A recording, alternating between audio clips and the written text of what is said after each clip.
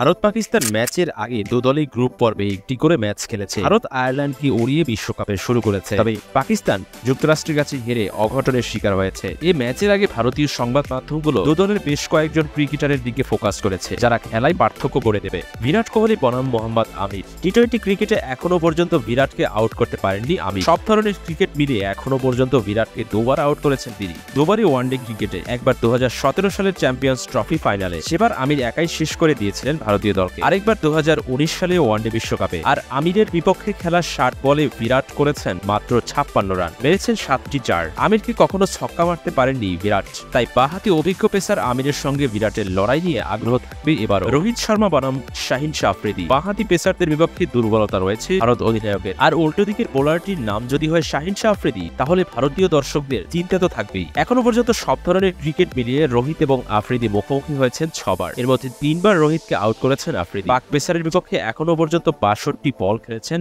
রোহিত, করেছেন 52 রান, 5টি চার ও 3টি ছক্কা মেরেছেন রোহিত। টি-20 বিশ্বকাপের এবারের পরিসংখ্যান নিজের দিকে ঘোরাতে চাইবে রোহিত। জাসপ্রীত বুমরা বনাম বাবর আজম। ভারতের অন্যতম সেরা পেসার বুমরা আজ পর্যন্ত বাবরকে আউট করতে পারেনি। বুমরার বিপক্ষে বাবর খেলেছেন 49টি বল, পাক অধিনায়ক করেছেন 35 রান, মেরেছেন 4টি চার। বুমরার বিপক্ষে রান খুব বেশি না করতে পারলেও উইকেট নেননি বাবর। সেই উইকেটটিও এবার নিতে চাইবেন বুমরা, কারণ পাক অধিনায়কের ব্যাট চললে পাকিস্তান বড় রান তুলতেই পারে, সেটাই আটকাতে চাইবেন ফর্মে থাকা ভারতীয় পেসার।